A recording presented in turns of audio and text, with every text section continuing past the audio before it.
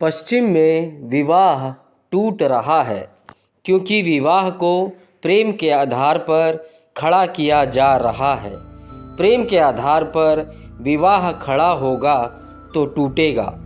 कारण है उसके क्योंकि जब भी दो व्यक्ति एक दूसरे के प्रेम में पड़ते हैं तो दोनों ही अपने भीतर जो श्रेष्ठ है वह दिखलाते हैं और जो निकृष्ट है उसको छिपाते हैं। अगर आप किसी के प्रेम में पड़ जाएं, आप पुरुष हैं या स्त्री हैं, तो जिससे आप प्रेम में पड़ जाते हैं उसको आप अपना सुंदरतम चेहरा दिखलाते हैं। वह आपकी वास्तविकता नहीं है, वह आपका पूरा होना नहीं है। एक पहलू हो सकता है और यह भी हो सकता है कि पहलू भी ना हो, वह सिर्फ दिखावा हो।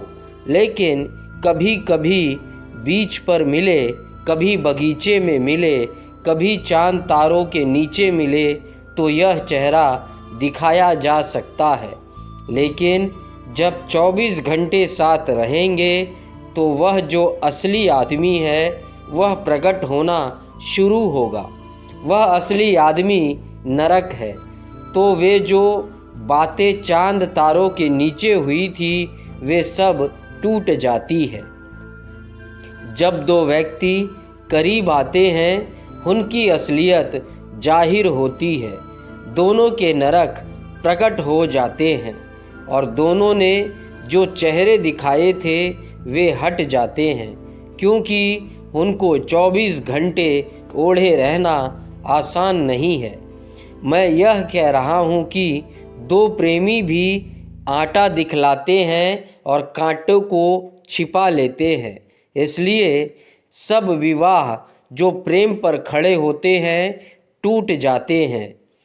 तब तक प्रेम पर विवाह खड़े नहीं हो सकते जब तक हम कांटे को दिखलाने की हिम्मत ना जुटाए। दो प्रेमियों को चाहिए कि विवाह के पहले अपने नर्क को पूरा प्रकट कर दे।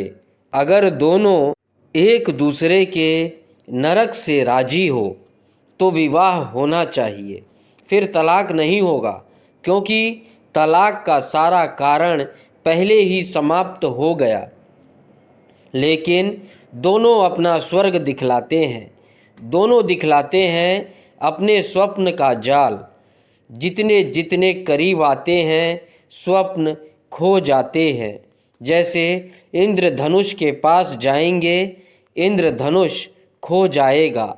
वह सिर्फ दूर से ही दिखाई पड़ता है, पास जाने की भूल मत करना। जीवन में सब तरफ ऐसा है।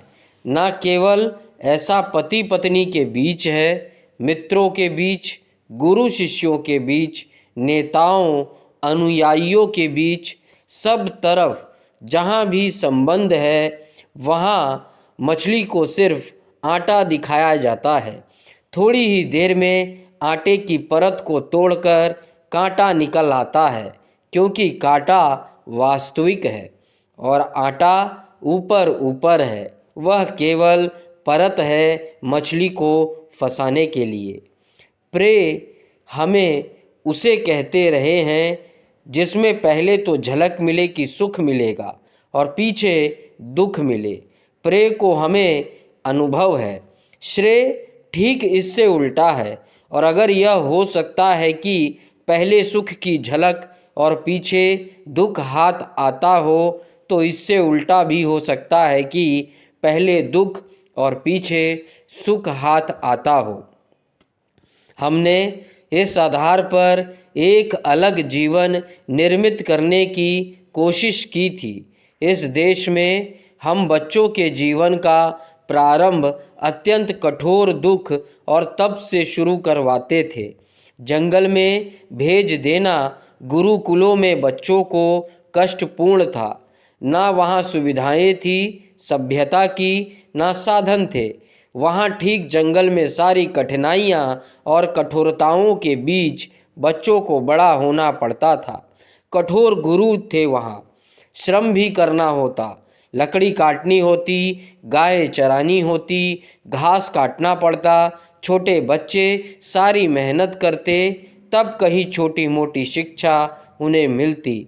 25 साल इस तपश्चर्या के बाद जब वे जीवन में आते तो अगर उन्हें रूखी रोटी भी मिल जाती तो सुखद मालूम होती थी।